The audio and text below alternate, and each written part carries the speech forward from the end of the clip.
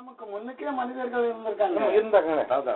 அதே நம்மளால முதல்ல அந்த காலத்துல இப்ப நம்ம இதுல இப்ப நம்ம ஒவ்வொரு செய்தியில ஆராய்ச்சி பண்ணிட்டே வரும்போது பர்டிகுலர் இந்த இதுக்குள்ள நம்ம நுழையும் போது வார்த்தையானவருங்கிற சப்ஜெக்டுக்குள்ள நுழையும் போது என்ன வந்துச்சு அப்படின்னு கேட்டா எங்க இருந்து வருது, இது யாரு இது யாரு இது எப்படி இது என்னன்னு வரும்போதுதான் அப்ப ஆல்ரெடி இந்த சிருஷ்டிப்பு வருது இல்லையா.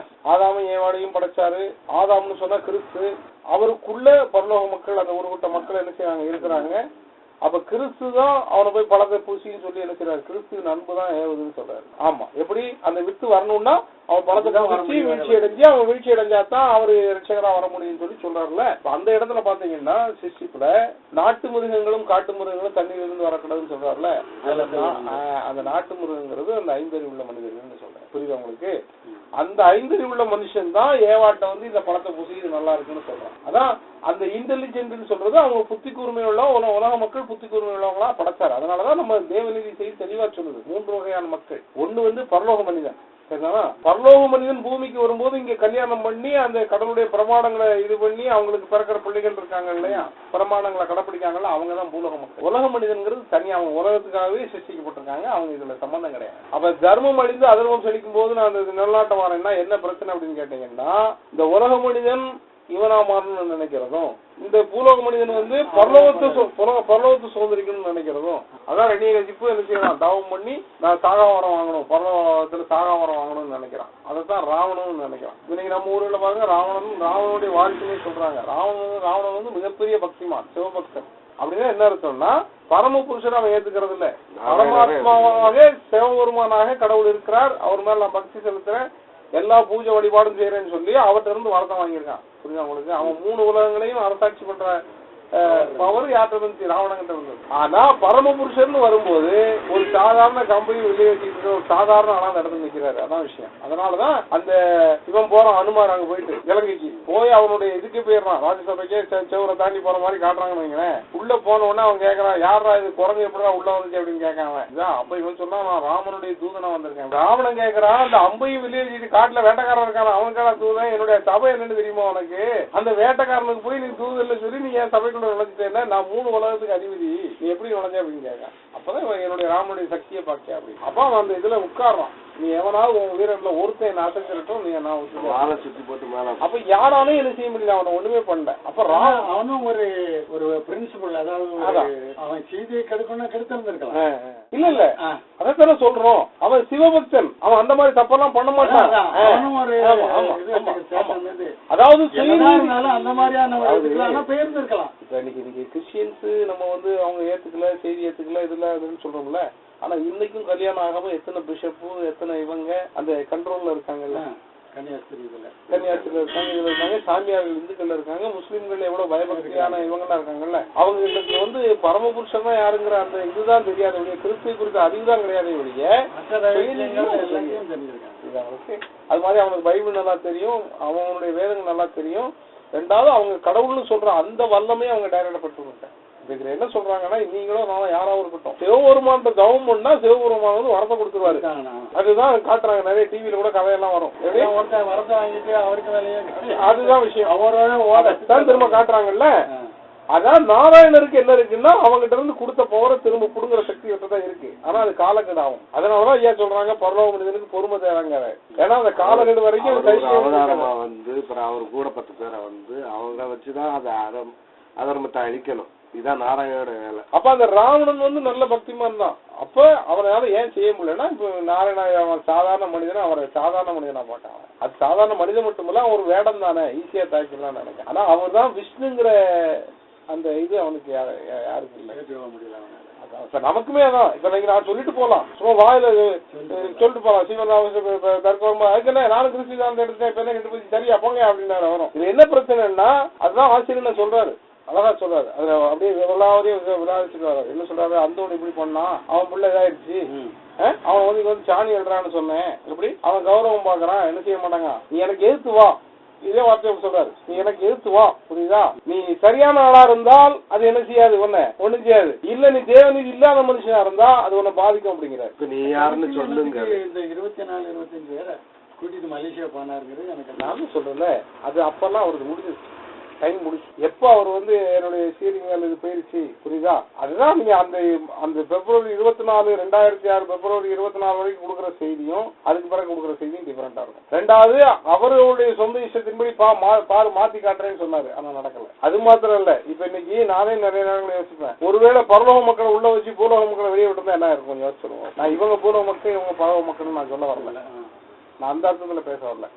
ஆனா வரக்கூடிய ஆள் வந்தாச்சு முடிஞ்சு வச்சுன்னு சொல்லும் போது அந்த உண்மையான பரலோக மக்களுக்கான அந்த நிலை வரும்போது, இப்ப உண்மையான பரலோக மக்களுக்கான இடம் தான் சீயோன் அப்படின்னு சொல்லி சொன்னீங்கன்னா, அந்த அதுல நம்ம குரூப்ல ஒரு குரூப் பூலோக மக்கள் இருக்காங்கல்ல, அவங்களுடைய நிலை என்ன ஆயிருக்கும்? விட்டுட்டு ஓடி இருப்பான் அவ்வளவு வரும். இது எதிர்வசமா நடக்கும் போது அது நிலை வேற மாதிரி ஆகிடும். அப்போ உள்ளது வேற. எப்ப இல்ல ஆதியில் இல்ல, இப்ப முன்னாடி சண்டை நடந்தது இல்ல 90, 95 அன்னைக்கு உள்ள நிலைப்பாடு வேற. சொல்றது புரியுது? அன்னைக்கு வந்து வேற மாதிரி நிலைகள்ல, ரெண்டாவது இவங்களுக்குள்ள அந்த சொத்து யாருக்கு, ஆசிரமம் யாருக்கு, அந்த கொள்கையை ஸ்தாபிக்கிறதுக்காகவே முதல்ல பெரிய போராட்டம்.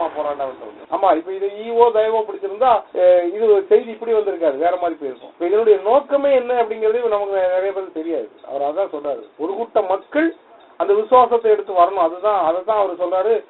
பல நூற்றாண்டுகளாக, பல ஆயிரம் வருடங்களாக அவர் எதிர்பார்த்து கொண்டிருக்கிறது அதுதான். முதல்ல கடவுள்னு சொன்னா நம்ம சொல்ற மாதிரி கடவுள் கிடையாது. லகரி கிருஷ்ணா கடவுள்னு சொல்றதுக்கும் அல்ல, இதுதான் கடவுள். ஐயா கடவுளுங்கிறப்ப அந்த சரீரத்தையும் அந்த இதையுமே தான் நான் மெயினா அந்த நாடுகளை வச்சிருக்கோம். பிறகு இந்த கடவுள் சம்பாதிக்க முடியாத ஒரு தன்னுடைய ஜீவனை கொடுத்துட்டோம்னா அப்ப நம்ம நினைச்சிட்டு இருந்த எல்லாமே தப்பா போச்சு. இப்ப நம்ம தான் வாயில வந்தபடி எல்லாமே பேசியிருக்கோம். இப்ப அந்த கடவுள்னு சொல்லக்கூடியவருடைய சரீரம் இல்லைன்னா அதனுடைய தன்மை வேற. அதைத்தான் நிறைய இடங்கள்ல நான் பேசினேன். அதாவது ஐயா சரீரத்துல விட்டு போன உடனேயே ஜோயலிட்டி போய் என்ன செய்யறாங்க, ஐயாவுடைய சரீரத்தை தோண்டணும், அவரு உயிர்த்து வந்துருவாரு அப்படின்னு சொல்லும் போது ஆசிரியர் என்ன பதில் கொடுக்குறேன்னு அவர் எல்லா செய்திகளையும் சொல்றாரு. நம்ம ஸ்பாட்ல கிடையாது, நீங்க இருந்திருப்பீங்க. செய்தியின் அடிப்படையில் நான் தான் சொல்றேன். அவர் ஆசிரியர் சொல்றாரு, கிறிஸ்துவின் சட்டம்னா மனவாட்டின்னு சொன்ன உடனே ஆசிரியர் செய்தி தெரிவிப்பான்னு ஓட்டாங்க. அப்ப அன்னையில இருந்தே அவர் எதை ஸ்தாபிக்க வராருன்னா, கிறிஸ்துவின் சரீரம் அது மனவாட்டி அப்படிங்கறது தான் அவர் மீன் பண்ணிட்டே வராரு. அப்ப அந்த சரீரம் தான் ஒவ்வொரு காலத்திலயும் எந்தெந்த இடத்துக்கு வந்திருக்குங்கிறத அவர் மீன் பண்ணிட்டே வராரு. இப்ப காத்து நிக்கிற காலம், இப்ப பெத்தேர்வு பெரிய ஏற்பெத்தேர்வு காலம், இது சிஸ்டிப்பின் காலம், ஒவ்வொன்னா கொண்டு வராது. ஒன்னது கரெக்டா பொருத்திடுறாரு. எங்க கொண்டு வந்து வார்த்தையானவர்னா எந்த இடத்துக்கு வந்துருச்சுன்னு பொருத்தணும்னு இப்ப என்னுடைய வேலை முடிவு. இப்ப என்னன்னு கேட்டா, இப்ப இதுல ஒரு மிகப்பெரிய பிரச்சனை என்ன அப்படின்னு கேட்டீங்கன்னா, ஆசிரமத்தை நிர்வாகம் பண்றதா இது பிரச்சனையே கிடையாது. இவங்க இதையும் சேர்த்து வச்சு குழப்பிட்டாங்க. அதான் விஷயம். ஆசிரமம் நிர்வாகம் பண்றதையும் இந்த சாணத்தை எடுக்கிறது விசுவாசம் வருது இல்லையா, ஊழியத்தையும் அது அவங்கதான் செய்யணும், வேற யாரும் செய்ய முடியாதுன்னு குழப்பிட்டாங்க. அவங்கதான் அதை எடுக்கணும், அவங்கதான் சொல்லணும், அவங்கதான் இது பண்ணணும், வேற யாரும் அதை தொட முடியாது, எடுக்க முடியாது. கடவுள்னா லகரி கிருஷ்ணா, புரியுதா? கடவுள்னா லகரி கிருஷ்ணாங்கிறது பிரச்சனையே இல்லை. ஐயாவா தான் சொல்றாங்க, நீ என்ன கடவுளே சொல்ல வேண்டாங்க. கடவுள்னா ஃபெய்த், விசுவாசம். அதாவது என்ன அர்த்தம்னா, அவர் தனி மனிதனா விசுவாசிக்காம நீங்க 100 பேர் விசுவாசிக்கும் போது அந்த இடத்துலதான் கடவுள் வேலை செய்யறாரு. அதுதான் விஷயம். அதான் பலம் கூடும் போது வல்லமை அதிகரிக்கிறதுன்னு சொல்றாரு. இப்படின்னா இது ஆதியில இருந்தே தான் முடிஞ்சிருக்குமே. அந்த புஷ் இருந்தா அப்படி, நான் தாண்டா கடவுள் இருந்தா அவனை எல்லாரையும் அழிச்சிடுறேன்னு எல்லாம் ஒரே வார்த்தையில முடிஞ்சு போயிருந்தது. அவர் சொல்றது அந்த வித்து போடப்படுது ஆதியில வித்து. அது நூறத்தனையான வித்தா இன்னைக்கு விசுவாசத்துல இன்னைக்கு எதை விசுவாசிக்கிறது? வார்த்தையானவராக, மனிதனாக, வல்லமை உள்ளவராக உயிர்த்தெழுந்த கிறிஸ்துவா நிக்கிறார். இன்னைக்கு கிறிஸ்துவம் உயிர்த்தெழுந்த கிறிஸ்துன்னு சொல்லுது. இன்னைக்கு இருக்கிற கிறிஸ்தவங்களாம் பேசுறது அவனுக்கு கிறுக்கு போடுற மாதிரி தெரியுது. ஒருத்தன் சொல்லுதான், ஏசுவை போய் பார்த்தேன், அங்க நானோ செகண்ட் தான் பார்க்க முடிஞ்சது, அங்க பிதா அந்த ரூம்ல இருந்தாரு, ஏசு இந்த ரூம்ல இருந்தாருங்க. ஒருத்தன் இந்த தாடி வச்சுட்டு அவன் பேர் என்ன, அந்த ஏஜிஎம் டிவி நடத்துறாரு அந்த ஆளு, கேசட் டிவி என்கிட்ட கொடுத்தாரு. அங்க அவர் மேசையில பண்டவத்துல வச்சிருந்தாரு. நான் அங்க போனேன், ஏஞ்சல் டிவி நிகழ்ச்சி எல்லாம் நல்லா இருக்குன்னு சொன்னாரு என்கிட்ட. அதையும் நம்பர் வைக்க நிறைய இருக்கிறாங்க. எப்படி சீடியெல்லாம் அருமையா இது பண்ணிருக்கேன், எப்படி தொடர்ந்து அதெல்லாம் போடுன்னு சொன்னாரு அப்படின்னு. தினகரன் இங்க இருந்து போனாராம், ஏசுவை பார்த்தாராம், ஏசு இவரை வரவேற்றாராம். எப்படி சரி வந்துட்டீங்க, பிதாவை பார்த்துட்டு போங்கன்னு சொன்னாராம். அங்க போனாராம் நானோ செகண்ட். நானோ செகண்ட் என்ன அர்த்தம்னா செகண்ட்ஸ். இப்ப 60 செகண்ட்ஸ் இருந்து ஒரு நிமிஷம் இருக்கு இல்லையா, நானோ செகண்ட்ஸ்ங்கிறது இப்ப ஒரு முடிய 1000 2000 பிரிக்கிறது. அதான் இப்ப இந்த நானோ இதுன்னு சொல்லி நானோ டெக்னாலஜின்னு சொல்றாங்க. அதை இப்ப அதுதான் வளர்ச்சி அடைஞ்சிக்கிட்டு இருக்கு. ரொம்ப வருஷத்துக்கு முன்னாடி வந்தது. எனக்கு அந்த உலக அறிவு ரொம்ப நானோ டெக்னாலஜின்னு சொல்லி அதுதான் இப்ப நிறைய படிக்கிறாங்க. ஒரு பொருளை ரொம்ப மைக்ரோ பாயிண்ட் கொண்டு வரும், கண்ணுக்கே தெரியாது. மொழியை வச்சே ஒரு சரீரத்துல என்னென்னலாம் இருக்குன்னு கண்டுபிடிச்சிடலாம். அப்படி அது வேற இருக்கு. இப்ப இன்னும் ஒரு 2 வாரத்துக்கு முன்னாடி கண்டுபிடிச்சிருக்காங்க. சூரியனுக்கு அப்பால என்ன இருக்குன்னு பாக்குறதுக்கு மைக்ரோஸ்கோப் கண்டுபிடிச்சாங்க. அது அனுப்பியிருக்காங்க போறதுக்குல்ல. அப்ப அந்த அளவுக்கு விஞ்ஞானம் என்ன செஞ்சிருச்சு, வளர்ச்சி அடைஞ்சிருச்சு. சூரியனுக்கிட்ட உலக வரலாற்றுல இதுவரைக்கும் போகாத அளவுக்கு சூரியனுடைய அந்த முகப்பு வரைக்கும் போற ஒரு இதை கண்டுபிடிச்சு அனுப்பிட்டான். அவ்வளவு உயரத்துக்கு அவ்வளவு தூரத்துக்கு போறது, எத்தனையோ மில்லியன் கிலோமீட்டருங்க அவ. அப்ப இதுதான் இன்னைக்கு குழப்பங்கிறது இங்கதான். அப்ப கடவுள் வந்ததனுடைய நோக்கம் என்ன? ஒரு விட்ட மக்கள் அந்த விசுவாசத்தை கிளைம் பண்ணி வர்றது. இப்ப இயேசுல வந்து அது நின்று போச்சு. எப்படின்னா அவரு எம்மாவு சீஷர்களுக்கு காட்சி கொடுத்து அந்த வார்த்தையை திறந்து காட்டுறதுன்னு சொல்றாரு இல்லையா, அது அவங்களோட நின்றுச்சு. அதுக்கப்புறம் யாருக்காவது நடந்துச்சாங்கிறதுக்கு சரித்திரத்தில் எழுதப்படவும் இல்லை, ஒண்ணும் இல்லை. நீங்க பாருங்க எங்க இருக்கு வீட்டிலிருந்து கிறிஸ்து அதுக்கப்புறம் காட்சி விடு அவர் பரலோகம் பண்ணாருன்னு சொல்லி அப்படியே கட் பண்ணி விட்டுட்டாங்க. அதான் ஐயா சொல்றாரு, சீஷர்களும் இந்த செய்தியை நினைச்சுட்டாங்க, முத்திரிச்சிட்டாங்க. எல்லாருக்கும் தெரியும் செய்தி என்னங்கிறது. பழைய ஏற்பாட்டிலே இருந்துச்சு. முத்திரைங்கிறது இல்லாதது இல்லை, இருக்குது, முத்திரிக்கப்பட்டிருக்குன்னு சொல்றாரு.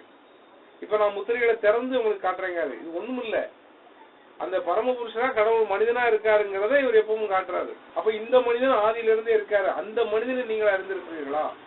அப்ப அதுல என்னன்னா பிதான்னு ஒருத்தர் இருக்காரு, தேவநாயகர்த்தன் ஒருத்தர் இருக்காருன்னு இவங்க இது வரைக்கும் பாத்துக்கிட்டே வராங்க எல்லாருமே. இப்ப ஆபிரகாம் வரும்போதும் அங்க அவர் வந்தாரு அப்படின்னு சொல்லும் போது அப்ப வந்தாரு புதுச்சியாருன்னு சொன்னா அங்க ரெண்டால தான் தெரியுதாங்க. கிதியோன்ட்ட வரும்போது அதுதான் ரெண்டாள் மாதிரியே தெரியுது. இப்ப அவர் ரெண்ட ஒன்னாக்குறாருங்க. இப்ப அதனாலதான் பூலோக மக்களுக்கு கடவுள் இரண்டாக தெரிகிறார், பரலோக மக்களுக்கு கடவுள் ஒருவராக தெரிகிறான்னு சொல்லும் போது அந்த பரமபுருஷருடைய சரீரமே நம்ம தான், அதுக்குள்ள நாம இருக்கோம். பிதா ஆறு, அது கர்த்தருடைய ஆவி. அதான் சொல்றேன். கர்த்தருடைய ஆவிக்கும் கிறிஸ்துக்கும் ஒரு உடன்படிக்கை இருக்கு. என்ன உடன்படிக்கை? இவர் இல்லாம அவர் செயல்பட மாட்டாருங்கிறது. இது ஐயா பூமியில இருக்கும்போது அது. இப்ப என்ன அர்த்தம்? அந்த அதுதான் அந்த அவங்க அந்த கிறிஸ்டியன் சரீரம்னு சொல்றோம். இதை நீங்களும் நானும் சும்மாலாம் எடுக்க முடியாது ஐயா. அதான் நாங்க சொல்றாங்க, இது வந்து ரொம்ப டேஞ்சரான இடம், நானே பயத்தோட தான் இதை எடுக்கிறேன், இதை யாரும் தொட முடியாதுன்னு சொல்றாரு. அப்ப நாம அதை எடுக்கணும்னு சொன்னா அதுக்கு